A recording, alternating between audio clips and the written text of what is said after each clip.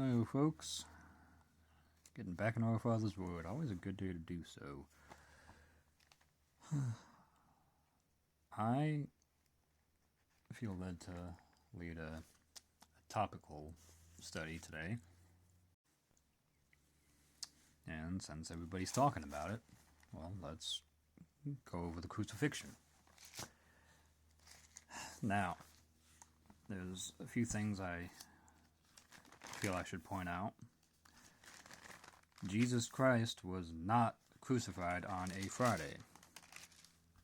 He was crucified on a Wednesday. There is not 72 hours between Friday evening and Sunday morning. That being said, where is it?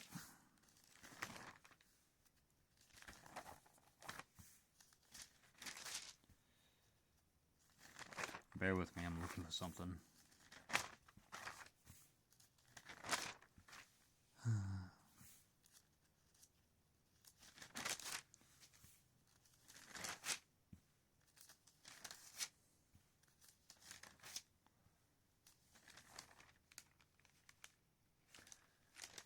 I'll have to look it up. Give me a second. Oh, here it is. I found one of them. The 3 days and 3 nights of Matthew 12.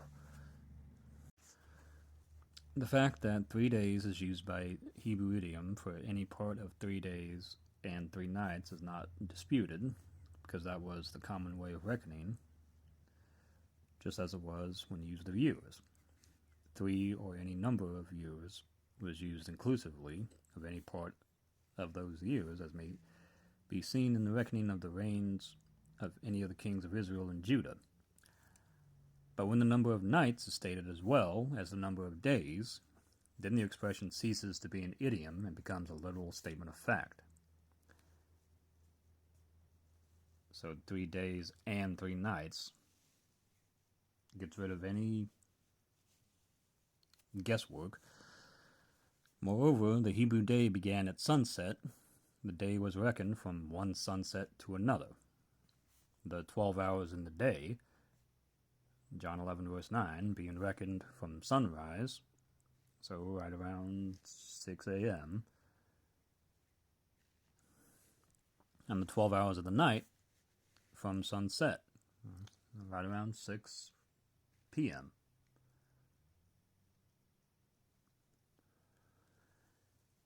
An evening morning was thus used for a whole day of 24 hours, as in the first chapter of Genesis.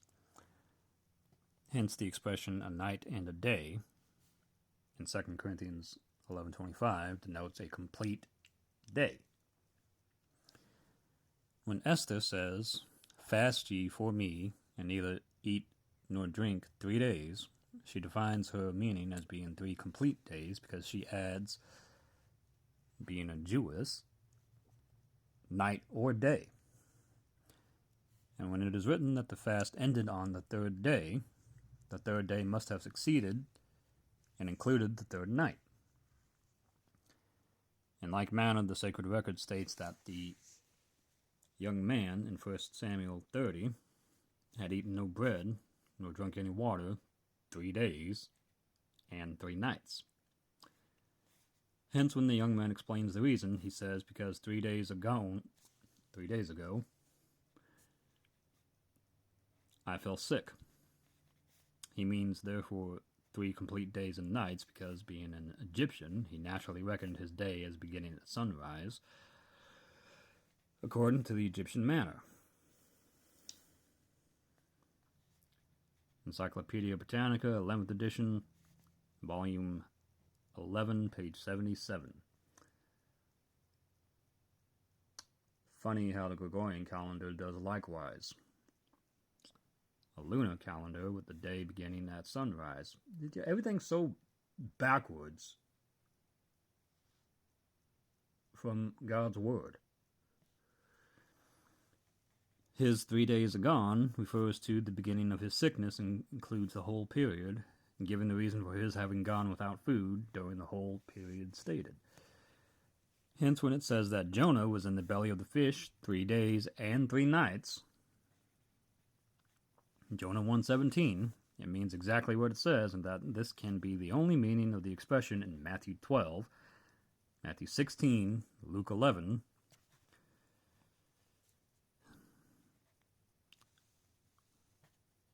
is shown in Appendix 156. In the expression, the heart of the earth, Matthew 12:40, the meaning is the same as, in Jonah's case, the heart of the sea.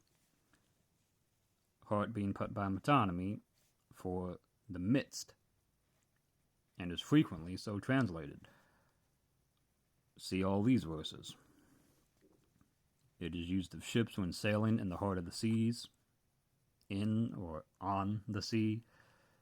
You can see these verses in Ezekiel. Also of people dwelling in the heart of the seas, on islands.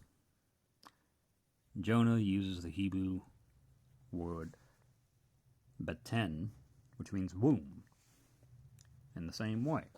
So Christ was 3 days and 3 nights in the heart of the earth, laid in that tomb. Now let's go see Appendix 156, shall we?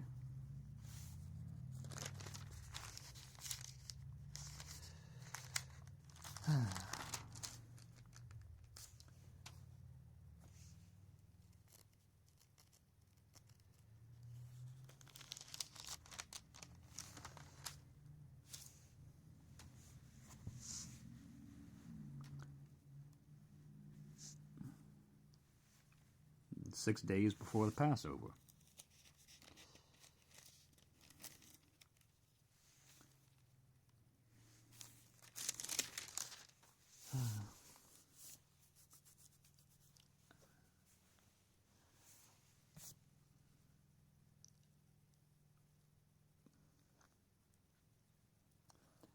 Now this gives an overview and even almost line by line everything that happened during this 6 days before the Passover.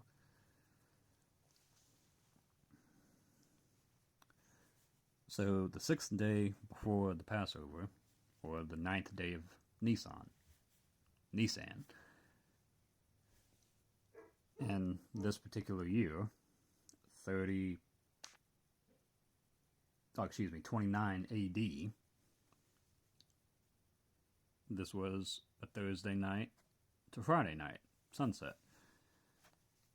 The Lord approaches Jerusalem from Jericho. Luke 19. He passes our Thursday night at the house of Zacchaeus. Luke 19. And delivers the parable of the pounds. Luke 19:11, verse 27. 11 through 27. He proceeds toward Jerusalem.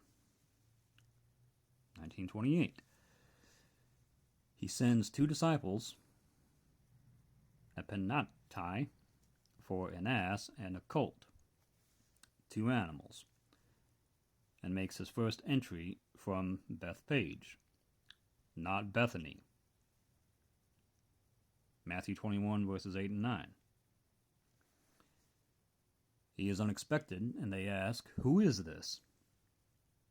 Matthew 21, 10 and 11. And then he cleanses the temple. To get those greedy people out of there, overthrowing their tables, getting the leaven out.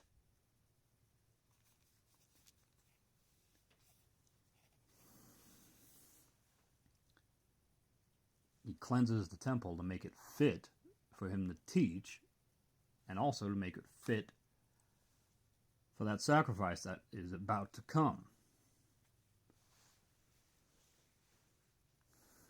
Then he returns to Bethany, Matthew 21, and John 12. The 5th day before the Passover, the 10th day of Nisan, our Friday sunset to Saturday sunset, the Lord passes the Sabbath at Bethany, and after sunset, on our Saturday, the first of 3 suppers was made. probably at the house of Lazarus,